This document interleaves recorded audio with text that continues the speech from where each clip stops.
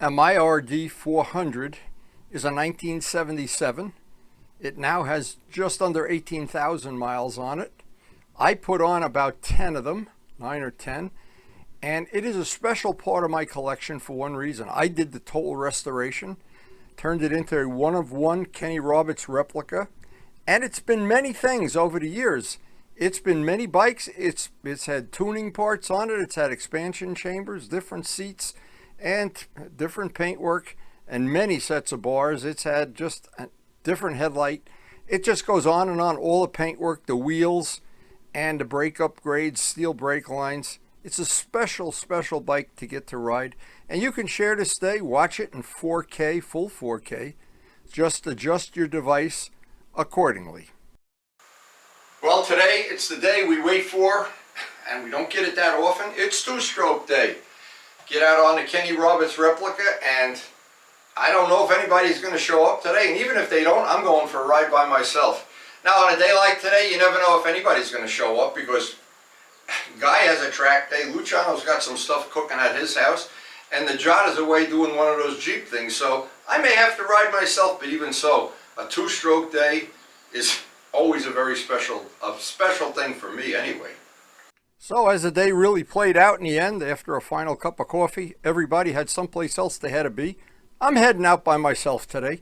Not a big deal. Believe me, it's fun to ride this bike if you were the only person on the planet.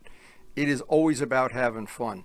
And when I have any of the two bikes out in the driveway at the same time, the oldest Yamaha, and he's 45 years old now, and the other guy is 15 years old, R1, and it's great to look at them together like brothers.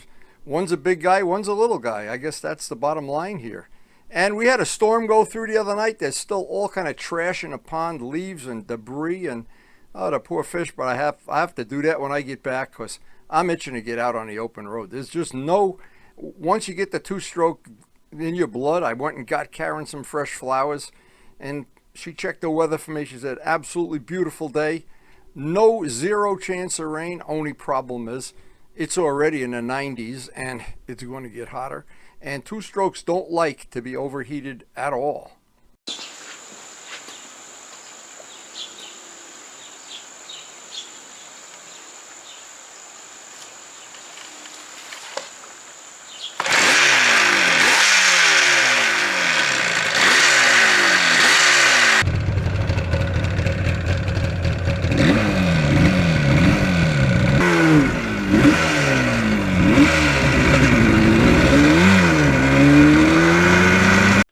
Like a lot of two-strokes, it needs to be warmed up and get the whole engine warm and clear out some of the residual oil before you are going to get it to take the carburation nice and clean.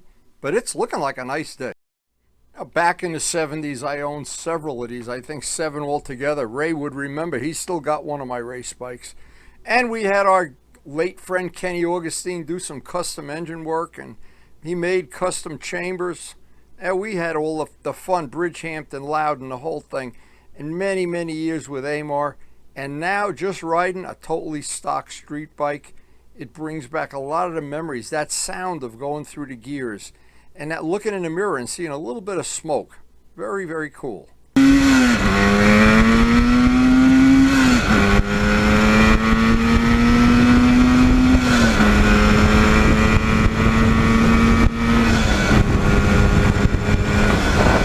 And because this bike is now, after all the years of being a cafe racer, and whatever, we don't know yet till the end.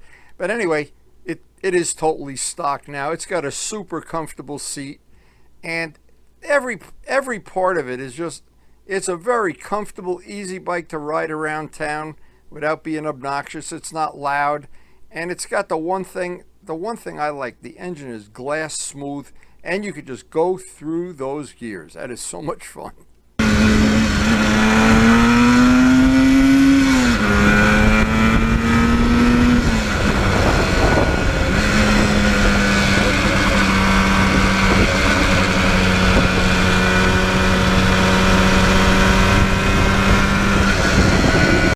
And because we're in the 90s today, I want it to be real careful I don't seize the bike up. I have seized it up in the past.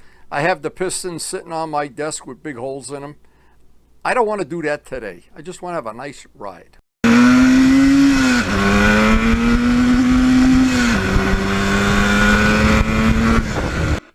And what really is an eye-opener when you have a collection of bikes like I have 9, 4 of them are historic. Each one of them is totally different. They have different personalities. They're like different girlfriends. They're like dogs and cats and parrots. Every bike is a unique experience, and to me, that's one of the exciting things about having a collection of motorcycles.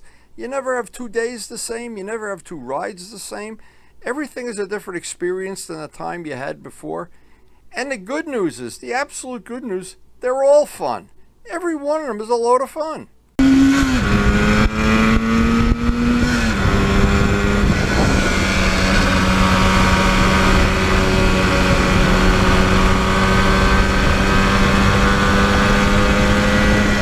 Years ago, I went and bought 5 sets of rental bars, each bar rise that you could buy at the time.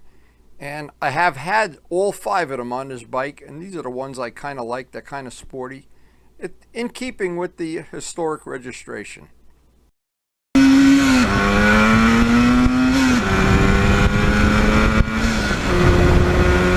And on our channel are a ton of videos. You just search RD, search my channel RD.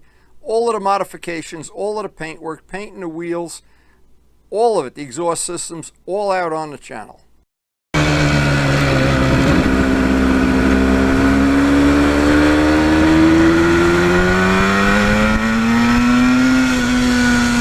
Now, being honest, it is a lot more fun if you have a 2-stroke. If 2 or 3 of your friends have them, Mark Morgan, in my case, has one. Luciano has a couple or 3 of them. And you can get a bunch of 2-strokes together. We did that a couple of weeks ago. We went up to Warwick. But just even having one, it's just so different that every time you pull up to a light or you park it somewhere or you buy gas, people are always looking at it. It looks very different than modern motorcycles. And I think that's kind of cool. And the fact that it's 45 years old and it's still fun to ride, I don't know what it says. It says something.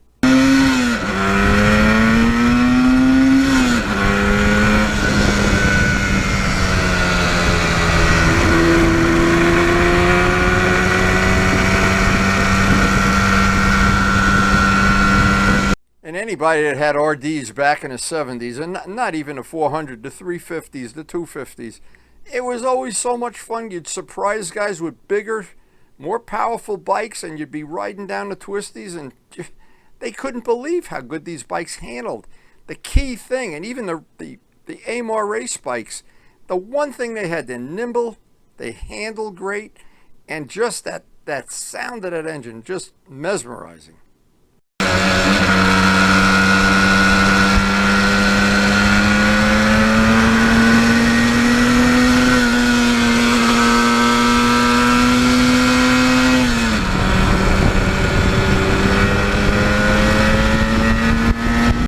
Really doesn't matter. I enjoy part of my ride no matter where I ride or how long. Part of it I always like to just cruise. On hot days like this over 90, I like to try to stay in the shade and get out early. And with any 2-stroke, this is jetted a little bit on the rich side, and I just live with the fact that it's a little rich because it's not a lot of fun when you seize it up.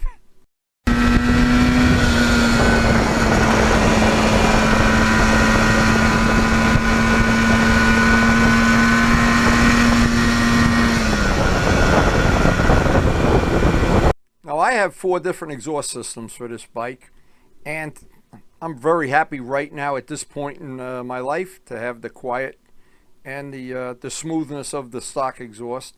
And I gave the 2 sets of expansion chambers that I had to Luciano for his 350, and as we speak, he's installing them or modifying them or whatever he's doing. It probably won't be long and we'll get another 2-stroke day going, but for right now, this day is playing out better than I thought it would. And one thing I wish I had, Bob V has a 400 with the British tank that's a gallon more. I just posted a video recently of Bob V's collection. That bike, and it's totally stock, I think. having an extra gallon of fuel today would have been very handy. But considering all two strokes, they're not the mileage king of the universe, probably one of the downsides.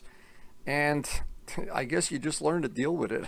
When you have a small tank like this, you can squeeze out 100 miles with this, but if you start really riding aggressively, it's a little bit less. And I don't really care. Gas is cheap now. It's under $5 a gallon. We're headed to the movies here. Anyway, it's time to get back to the farm and see what Karen's doing, and some iced tea, some cold iced tea.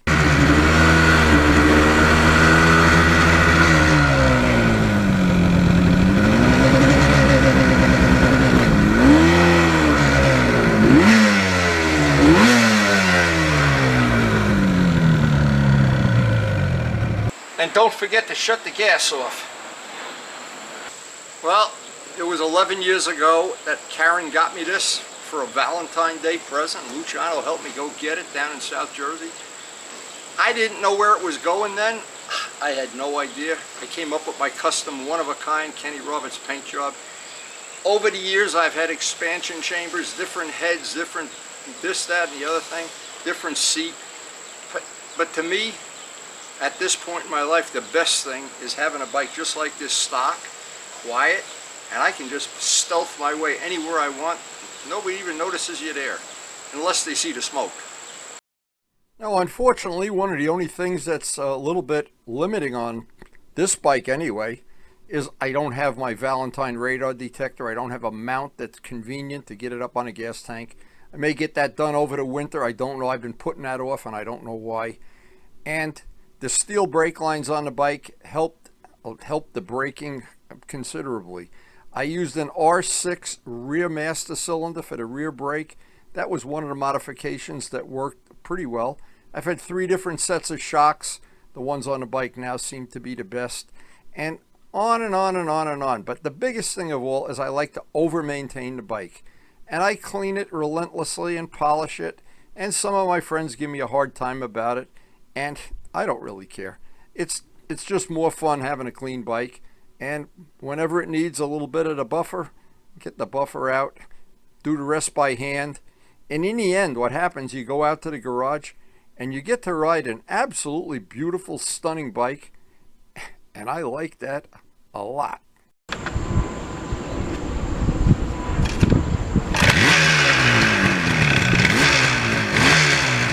So if you're new to the channel, we have over 3,100 videos out there.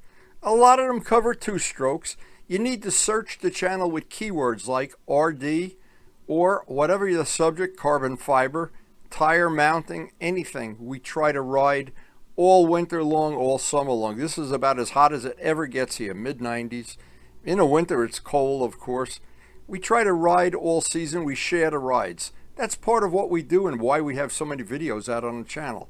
We used to ride in Harriman Park, and we have had to abandon that since COVID. It's just been a horrible place, traffic-wise. But we did find a new spot, and it's out by the Picatinny Arsenal, and we've been sharing those rides on YouTube, and you may enjoy some of them. Just search the channel for whatever you seem to enjoy.